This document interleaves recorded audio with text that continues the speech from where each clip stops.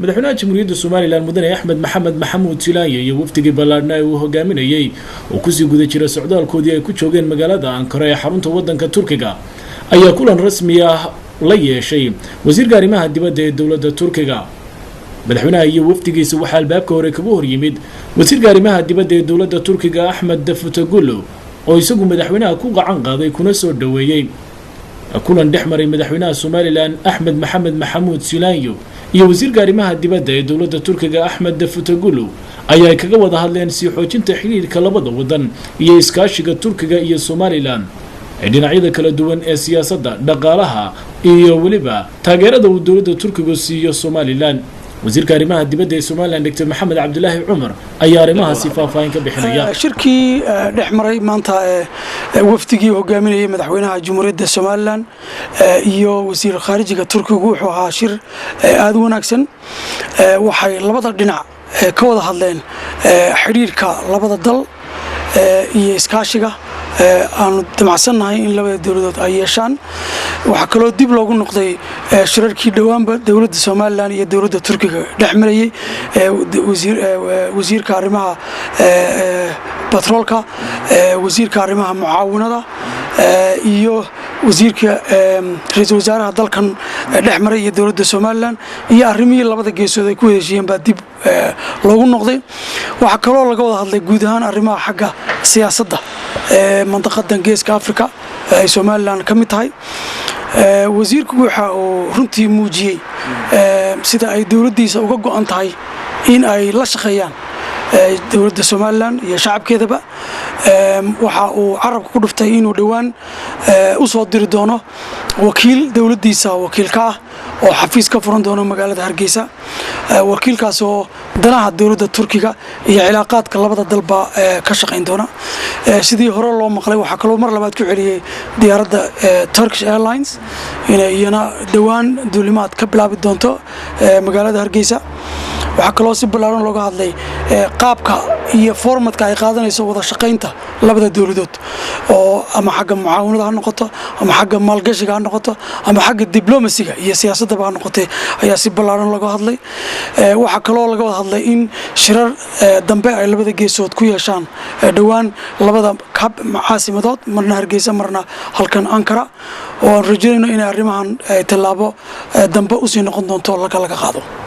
wafdigan ka socday dawladda Jamhuuriyadda Soomaaliland oo ujeedada rasmiga ah ee ay u yimaadeen dalka Turkiga ay ahayd martiqaad rasmi ah oo ay ka heleen ra'iisul wasaaraha dawladda Turkiga Recep Tayyip Erdogan ayaa baaqday kadib markii xanuun uu si kadis ah ula soo darsay ra'iisul wasaaraha dawladda Turkiga Recep Tayyip Erdogan sida aad kala socoteen warbaahinta kala duwan ee caalamka.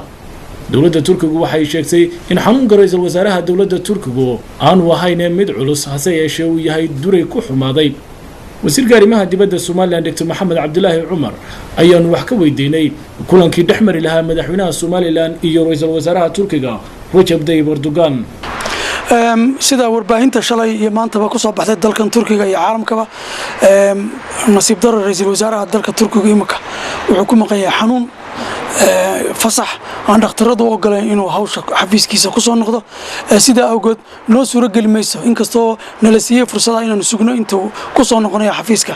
haddana madaxweynaha Soomaaliland iyo madaxweynaha dalka Benin ee Afrika intuba oo halkan booqasho ku yimid inay arkaan intaba waxaa suuro geli weyday in booqashadaasi iyo kulankaasi dhaco xanuun awgeed. marka waxaanu rajaynaynaa in Ilaahay caafimaad siiyo. waxaanu ku rajo weynahay dhawaan in booqashooyin noocan la mid ah in ay isku arki doonaan madaxweynaha Jamhuuriyadda Soomaaliland iyo ra'iisul wasaaraha dalka Turkiga. hase yeeshee maanta may suuro gelin duruufta awgeed. madaxweynaha Soomaaliland iyo wafdiga ballaaran ee uu horkacayo waxaa qado harimo sharafeeda u sameeyay wasiirka arrimaha dibadda ee dawladda Turkiga Ahmed Davutoglu iyadoo gabagabadiina wasiirka arrimaha dibadda ee dawladda Turkiga uu madaxweynaha Soomaaliland iyo wafdigiisa soo galbiyay ilaa iyo inta laga soo gaarayay baabuurta gaarka ah ee loo qorsheeyay madaxweynaha Soomaaliland iyo wafdigiisa.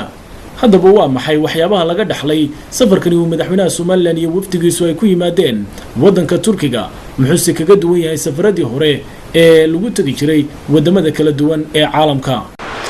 runtii marka la sheego safarkani waxaa safaradii ugu qiimaha badnaa madaxweyne Axmed Siinaaye ama madaxweyne reer Somalilandba uu abid ku baxo dibadda inkastoo sharafta iyo karaamada Jamhuuriyadda Somaliland ay muddo soo koraysay iyo sida caalamku uu soo dhaweeyo ula falgalo ula shaqeeyo una qiimeeyo inkastoo aad u soo kordhisay haddana waxa muuqatay safarkan inuu ka duwanaa marka laga eego matalan sharafta iyo karaamada madaxweynaha iyo dalkaba la siiyay iyo wafdigiisaba hase yeeshee Prime Minister ku-xigeenku sidii uu soo qaabilay waxa ahayd iyo wasiiradii kale la kulanaba si aad iyo aad u qiimo leh milkii madaxweynenimo leh milka qarannimo leh si wanaagsan loo soo dhaweeyay run filayana inay saxaafadda kala socdeen sidii adigoo wariyaha khaaska ee madaxweynaha Jamhuuriyadda Somaliland baad shacabka reer Somaliland ugu soo tabinaysay Ra'iisul Wasaaraha Dowladda Turkiga Recep Tayyip Erdogan waxa uu haatan ku sugan yahay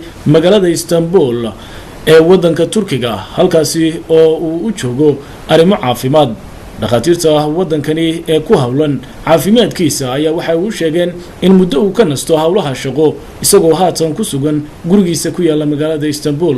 Maas Maxmed Cawaale, Ankara, dalka Turkiga.